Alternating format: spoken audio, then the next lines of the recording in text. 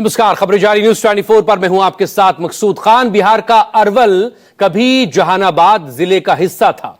शंकर विगहा नरसंहार के बाद 2001 में अरवल जिला अस्तित्व में आया, लेकिन यहां की राजनीति हमेशा अस्थिर रही है। पिछले 4 विधानसभा चुनावों में 4 अलग अलग दलों ने यहां पर जीत दर्ज की। पिछले विधानसभा चुनाव में अरवल की जनता ने सेवा का मौका सीपीआई-एमएल को दिया और अब एक बार फिर से अरवल में मुख्य मुकाबला बीजेपी और लाल सलाम के बीच ही है। वहीं जनसुराज भी चुनावी मैदान में है। माना यह जा रहा है कि जनसुराज का कैंडिडेट महागठबंधन वोटों में सेंध लगा सकता है, जिसका फायदा एनडीए को मिल सकता है। तो सवाल यही, क्या अरवल का इस बार का सियासी समीकरण है? इस रिपोर्ट से समझिए।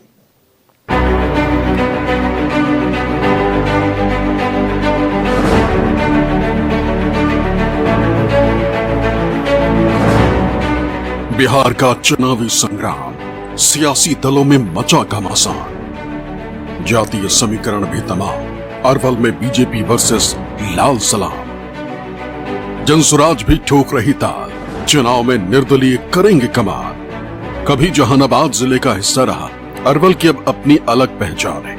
बिहार के 38 जिलों में से एक अरवल 20 अगस्त 2001 में अलग जिले के रूप में अस्तित्व में आया, जो जनसंख्या के लिहाज से बिहार का तीसरा सबसे कम आबादी वाला जिला है। जिला बनने के बाद अरवल के अंतर्गत 2 विधानसभा सीटें आती हैं। सीट नंबर 214 अरवल विधानसभा सीट, सीट नंबर 215 कुर्था विधानसभा सीट। सोन नदी के किनारे बसा अरवल ग्रामीण और कृषि प्रधान इलाका है। यहाँ चुनावी मुद्दे और चुनावी समीकरण हमेशा खास रहे हैं। इस विधानसभा का चुनावी मिजाज भी हमेशा बदलता रहा है। इस मिजाज को समझने के लिए ही न्यूज 24 के संवाददाता ऋषिकेश कुमार ने अपनी टीम के साथ अरवल विधानसभा का रुख किया। बिहार के मानचित्र पर जाति और जमीन के नरसंहारों के दौर से निकलने वाला सबसे छोटा जिला अरवल राजनीति के केंद्र में है। दरअसल बिहार के जातीय समीकरण में प्रयोगशाला के तौर पर अरवल और जहानाबाद को विशेष तौर पर जाना जाता है। 2020 और 2024 के लोकसभा चुनाव में इधर कुशवाहा जाति के वोटरों को महागठबंधन ने अपने तरीके से साध कर इस पूरे इलाके की राजनीति को 2020 के विधानसभा चुनाव में अपनी ओर कर लिया था और औरंगाबाद, शाहाबाद, मगध के तमाम विधानसभा सीटों पर जनता दल यूनाइटेड का बीते विधानसभा चुनाव में खाता तक नहीं खुला था। लेकिन इस बार चिराग पासवान का साथ लेकर भारतीय जनता पार्टी इन इलाकों में महागठबंधन को मजबूत टक्कर देने की कोशिश कर रहा है। दरअसल माले के महानंद प्रसाद सिंह और भारतीय जनता पार्टी के मनोज कुमार शर्मा के बीच में सीधी लड़ाई 2025 के विधानसभा चुनाव में है। तो छोटे छोटे राजनीतिक दल और कई सारे निर्दलीय प्रत्याशियों के खड़ा होने की वजह से यहाँ का लोकल समीकरण भी काफी बनता और बिगड़ता दिख रहा है। भूमिहार, यादव, पासवान, कुशवाहा जाति के इर्द गिर्द अरवल की राजनीति चलती है और इस बार इस अरवल में लड़ाई एनडीए बनाम इंडिया की है। बिहार की अरवल विधानसभा सीट की सियासत भूमिहार, यादव, कुशवाहा, पासवान समुदाय के इर्द गिर्द घूमती है। वैसे इस बार यहाँ कड़ा मुकाबला बीजेपी और सीपीआई-एमएल के बीच है। तो वहीं प्रशांत किशोर की पार्टी जनसुराज भी अरवल के चुनावी संग्राम में ताल ठोक रही है। बीजेपी ने 2025 विधानसभा चुनाव में अरवल सीट से मनोज कुमार शर्मा पर भरोसा जताया, तो सीपीआई-एमएल ने एक बार फिर 2020 विधानसभा में विजयी रहे महानंद सिंह पर फिर विश्वास जताते हुए टिकट दिया। तो वहीं जनसुराज की तरफ से कुंती देवी टक्कर दे रही। अरवल की जनता का मूड भांपने से पहले हमारे संवाददाता ऋषिकेश ने चुनावी समर में उतरे उम्मीदवारों से बात की और इलाके में उनकी स्थिति को जानने की कोशिश की। हम बेहतर से बेहतर तालीम देकर अपने बच्चों को हम कैसे उनके लिए रोजगार के अवसर पैदा कर पाए। देखिए, ये देश काफी तेजी से प्रगति कर रहा है। आज हम विश्व की 5वीं बड़ी अर्थव्यवस्था है। ये है मनोज कुमार शर्मा, जो इस बार बीजेपी के टिकट पर अरवल सीट से विधानसभा का चुनाव लड़ रहे हैं और इस वक्त अरवल के करबला मैदान पर जनता के बीच पहुंचकर खुद के लिए वोट की अपील कर रहे हैं। वैसे मनोज कुमार शर्मा अरवल जिले के स्थानीय निवासी, हालांकि उनकी कर्म भूमि औरंगाबाद के गोह क्षेत्र में रही। सूत्रों के अनुसार मनोज कुमार को टिकट मिलने के बाद इलाके के वो स्थानीय नेता रूठे हुए हैं, जो लंबे अरसे से पार्टी से टिकट की उम्मीद लगाकर बैठे थे। लेकिन माना जा रहा है कि अगर वो रूठों को मनाने में कामयाब होते हैं तो प्रतिद्वंदी महानंद को हराना उनके लिए थोड़ा आसान हो सकता है। प्रचार में मशगूल मनोज कुमार शर्मा से जब हमने बात की तो उन्होंने अपनी जीत का दावा करते हुए कहा कि उन्हें सर्व समाज का साथ मिल रहा है, सभी विचारधारा के लोग उनके साथ हैं। और ये सामने की तस्वीर है, करबला का मैदान है। आमतौर पर ये मैदान बड़े बड़े नेताओं के हेलीकॉप्टर लैंड करने का ये स्पॉट रहा है, लेकिन यहाँ मुस्लिम मतदाताओं के बीच में भारतीय जनता पार्टी का कोई उम्मीदवार, तो सर ये संजोग है, इत्तेफाक है कि जो मुस्लिम समाज या राजनीतिक तौर पर जो सबसे ज्यादा आरोप लगा कि भारतीय जनता पार्टी ने एक भी मुसलमान को टिकट नहीं दिया, उन्हीं मुसलमानों के बीच में आप वोट मांग रहे हैं। देखिए, ये जनता का समर्थन है। हमारे लिए माननीय प्रधानमंत्री जी का कहा एक सूत्र है कि इस देश में केवल 4 जाति है, जिसमें एक जाति महिलाओं की है, एक जाति युवाओं की है, एक जाति गरीबों की है और एक जाति किसानों की है। हम उसी नीति सिद्धांत पे काम करते हैं। माननीय नीतीश कुमार जी के नेतृत्व में जो ये एनडीए सरकार चली है वो सभी को साथ में लेके चली है और उसी का परिणाम है कि यहाँ अद्भुत समर्थन जनता का हर एक वर्ग से, हर एक धर्म, हर एक संप्रदाय, हर एक वर्ग से मिल रहा है। ये मेरे लिए एक काफ़ी आप कह सकते हैं कि एक फिजा बनी हुई है यहाँ पर और मैं शुक्रगुजार हूँ यहाँ के अरवल के लोगों का कि इन्होंने इतना प्यार, समर्थन और प्रेम मुझे दिया है और यहाँ सभी बंदिशें टूट चुकी हैं और यहाँ पर केवल अरवल की जनता अकेले चुनाव लड़ रही है। पहले चरण में हुई बम्पर वोटिंग के लिए मनोज शर्मा ने महिलाओं और युवाओं की बढ़ती भागीदारी को वजह बताया, साथ ही विरोधियों पर भी जमकर निशाना साधा। मनोज जी, 6% वोट पहले चरण के चुनाव में वोटिंग बढ़ी, बम्पर वोटिंग जिसको कहा गया, तो लोग उसके अपने अपने तरीके से आकलन लगा रहे हैं। अगर आपके अरवल में वोटिंग का परसेंटेज बढ़ता है तो आप इसे किस तरीके से देखते हैं? इसमें देखिए, मैंने कहा ना कि महिलाओं का और युवाओं का सक्रिय भागीदारी हो रही है एनडीए के पक्ष में, इसलिए ये वोट परसेंटेज आपको बढ़ता हुआ दिख रहा है। और जो महागठबंधन की तरफ से घर घर नौकरी की बात, 1500 रुपया खाते में देने की बात, महिलाओं के खाते में 2500 रुपया, और कह रहे हैं कि आपने उनके मुद्दों की कॉपी की, आपके गठबंधन ने उनके मुद्दों की कॉपी की और चुनाव के आखिरी साल में आपने 1100 दे दिया, महिलाओं के खाते में 10,000 जीविका दीदी को दे दिया। गठबंधन क्या कहता है उसको बिहार की जनता समझती है। गठबंधन का शासन 15 साल लालू प्रसाद और राबड़ी देवी जी का शासन रहा था और उसके पहले 10 साल का शासन कांग्रेस का रहा था। तो ये 25 वर्षों के शासन में कांग्रेस और लालू और राबड़ी जी की सरकार ने क्या किया वो बिहार की जनता अच्छी बात ही समझती है। अब तो युवा वर्ग भी वो जानते हैं। जब वो अपने बुजुर्गों से, अपने उस जमाने के लोगों से उस दौर की कहानियां सुनते हैं तो वो भी सिहरते हैं। अरवल के एक करबला मैदान के आसपास के इलाकों में रिपोर्टिंग के दौरान हमारे संवाददाता को खूब अंधेरा मिला। जब यहाँ के हालात को लेकर हमने स्थानीय लोगों से बात की तो सुनिए उन्होंने क्या कहा। तुम्हारी फाइलों में गांव का रंग गुलाबी है, ये आंकड़ा खिताबी है, ये दावा खिताबी है।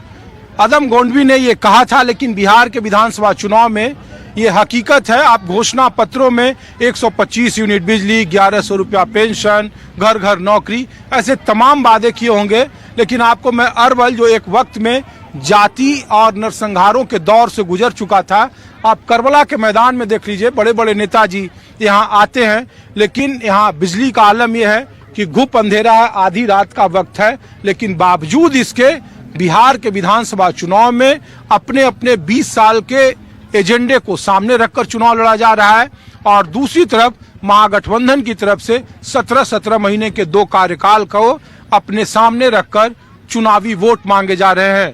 तो आप लोगों का क्या नाम है भाई साहब? जमालू। जमालू। हाँ। तो जमालू, ये बताइए कि आपके यहाँ बीजेपी के नेता वोट मांग रहे हैं, वही जीतेंगे, वही जीतेंगे। पागल है। आप बात करिए। अरे नहीं, अरे नहीं, ये बताइए क्या नाम हुआ आपका? जुनेद। जुनेद, क्या है इस बार अरवल का चुनावी? अरवल के चुनाव, देखिए कैमरा में इधर। हाँ, अरवल का चुनाव अच्छा चल रहा है। हम लोग अभी मालिक इनको देंगे हम। जो 2 नंबर नहीं, 2 नंबर एकदम कमल छाप। चलो ठीक, एकदम आप लोग और बताओ भैया। बोलो हाथ तेरे को, बोलो। गिरेगा एक होना हुए गिरेगा भैया सबके। कमल छाप बोलिए बोलिए जहाँ गिरेगा एगो हुए गिरेगा सबके। जहाँ एगो गिरेगा वहीं गिरेगा सबके मतलब। यस माने जो एगो टिपा गया ना 2 नंबर पर तो 2 नंबर पर जाएगा। इससे पहले अरवल में मनोज कुमार शर्मा के लिए वोट की अपील करने के लिए केंद्रीय मंत्री नित्यानंद राय भी पहुंचे।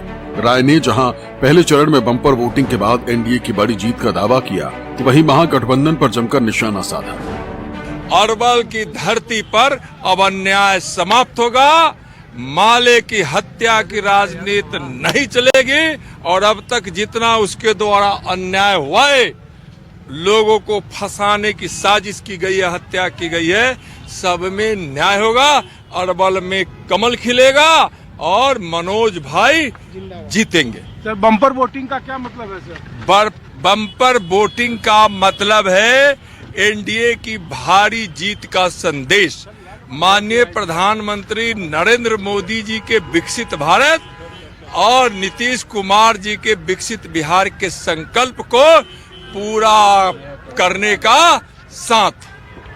अरवल के 2001 में जिले के रूप में अस्तित्व में आने के बाद अरवल विधानसभा पर 2005, 2010, 2015 और 2020 में विधानसभा चुनाव हो चुके हैं और इन चारों विधानसभा चुनावों में अरवल की जनता ने अलग अलग सियासी दल के उम्मीदवारों को मौका दिया है।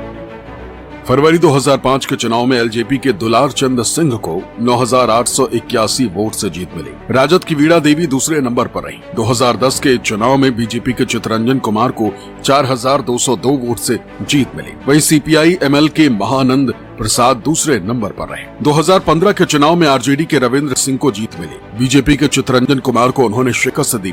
2020 के चुनाव में सीपीआई एमएल के महानंद प्रसाद सिंह जीते।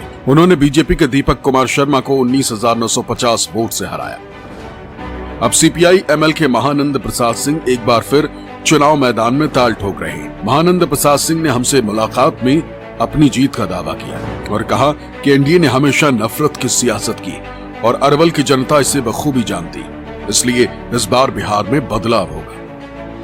इस बार के चुनाव में चिराग पासवान एनडीए गठबंधन के साथ हैं। उपेंद्र कुशवाहा भी पिछली बार अकेले लड़े थे, इस बार उपेंद्र कुशवाहा गठबंधन के साथ हैं। तो लग रहा है कि उससे आपका मुकाबला कांटे का हो गया, या फिर उनका कुछ इलाकों में, जो इन इलाकों में जनता दल यूनाइटेड का खाता नहीं खुला था, शाहाबाद के इलाके में, मगध के इलाके में, उन इलाकों में, तो इस बार आपके लिए चुनौती थोड़ी बड़ी है, क्योंकि महागठबंधन के मुकाबले एनडीए का भी वोट का कुनबा थोड़ा ज्यादा इंटैक्ट है। नहीं, यहाँ पर तो हम लोगों का इस बार तो बड़ा समीकरण है। पिछले बार यहाँ लोजपा नहीं था, यहाँ लोजपा भाजपा के साथ था, इसलिए यहाँ हमारे लिए कोई ज्यादा कोई दिक्कत नहीं है। भाजपा के साथ लोजपा तो जदयू के हराने के लिए ना, जहां जहां जदयू के कैंडिडेट थे वहीं थे। भाजपा को जिता, भाजपा के तो हनुमान के रूप में बन करके चुनाव लड़ रहे थे। और इस बार लोजपा के जनाधार वाले लोगों को भी पता हो गया है, पिछले लोकसभा चुनाव के समय से ही उन लोगों के आधार के लोगों को पता है, चिराग पासवान के आधार के लोगों को, कि संविधान पर हमला करने वाले कौन लोग हैं। जो लोग बोल रहे हैं कि गरीबों को घर में बंद करो, तो ये गरीब लोग कौन हैं? लोजपा के आधार के ही लोग भी तो हैं। ये दिन में गोली मार दे रहे हैं, गोली मार देने के बाद रौंद दे रहे हैं और खुलेआम वो बोल रहे हैं कि छाती पर रोलर चला दिया जाएगा। इनके जो उप मुख्यमंत्री बोल रहे हैं, तो ये सब गरीब लोग अब इस बार देख रहे हैं, इस बार समझ रहे हैं। और मैं समझता हूं कि पिछले बार की तुलना में एनडीए से भी हमारे पास एनडीए के अंदर से कई वोट हमको मिल रहा है। यही नहीं, महानंद प्रसाद ने दावा किया कि इस बार जातीय समीकरण के आधार पर नहीं, जबकि रोजगार और विकास के मुद्दे पर जनता वोट डालेगी। आपको भी लग रहा है कि अरवल के इस विधानसभा क्षेत्र में, मौजूदा विधानसभा में, विकास का एजेंडा या अन्य एजेंडों पर बात कम हो रही है, जातिगत समीकरण ज्यादा हावी दिख रहे हैं जातियों के हिसाब से? नहीं, इस बार तो विकास का, रोजगार का सवाल जो है ना, रोजगार के नाम पर लोग बदलाव कर रहे हैं। हम लोगों की इंडिया गठबंधन के द्वारा स्पष्ट कहा गया है कि जिन घरों में नौकरी नहीं है या घर नौकरी आप लोग देंगे, हाँ, जिन घरों में घर घर नौकरी, घर घर मोदी वो कह रहे हैं, हम लोग कह रहे हैं कि घर घर नौकरी। वो घर घर मोदी कह रहे हैं, मैं कह रहा हूं कि हम इंडिया गठबंधन के लोग कह रहे हैं कि भाई घर घर नौकरी होनी चाहिए। घर घर मोदी से पेट नहीं भरेगा, घर घर नौकरी से पेट भरेगा। यदि किसी का मान लीजिए कि नली गली सड़क बनाना एक विकास का एक मानदंड हो सकता है, लेकिन आप समझ सकते हैं कि किसी के पॉकेट में जब तक पैसा नहीं हो, उसके आमदनी न बढ़े, तो डेवलपमेंट का मापदंड क्या है? यहाँ शिक्षा व्यवस्था चरमरा गया है, स्वास्थ्य व्यवस्था चरमरा गया है। एक किसी के गंभीर बीमारी होती है तो उसको मरने के अलावा गरीब आदमी का कोई रास्ता नहीं होता है। बिहार में विशेष मतदाता पुनरीक्षण यानी SIR की प्रक्रिया के बाद अरवल जिले के दोनों विधानसभा क्षेत्रों अरवल और कुर्था में कुल 30,285 वोटर्स के नाम हटाए गए।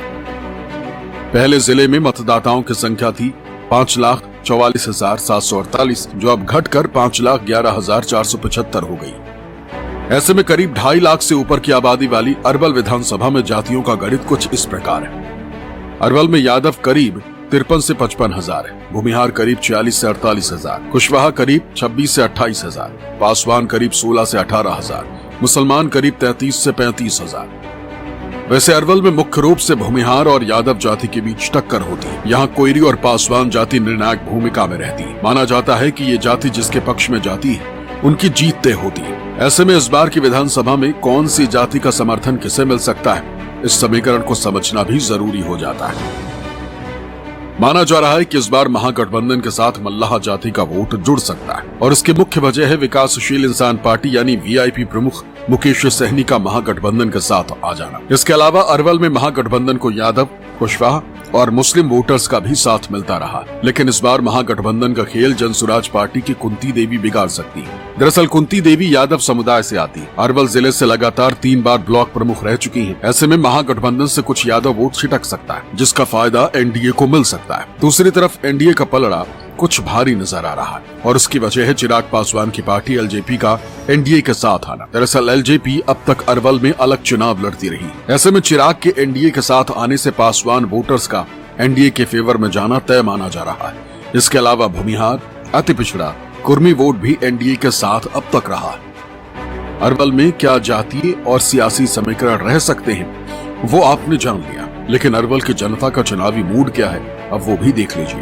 कि पहले लोग घर से नहीं निकलता था, बेड से पहले घर में है तो खिड़की झाँक कर देखता था कोई आ रहा है, क्या कर रहा है, मर्डर के डर से, नरसंहार के डर से। अब अमन चैन से लोग है, अब वोट जनता को इस पर नरसंहार का दौर बंद हो गया ना, पहले 97 बंद था तो अब सरकार इसका आया तब तो बंद है, पहले तो था।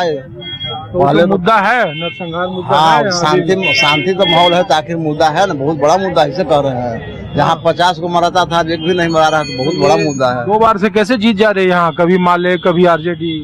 माले जीत जाता था ना, कैंडिडेट नहीं था, लेकिन कैंडिडेट बढ़िया मिला है अभी भाजपा के, अभी कैंडिडेट बढ़िया मिला है। लालू यादव के रीजन में उसके पहले हम ट्रेनिंग किए थे, बीएड का, हाँ 81, 83, 84 में बीएड किए थे, 2 साल का सेशन था।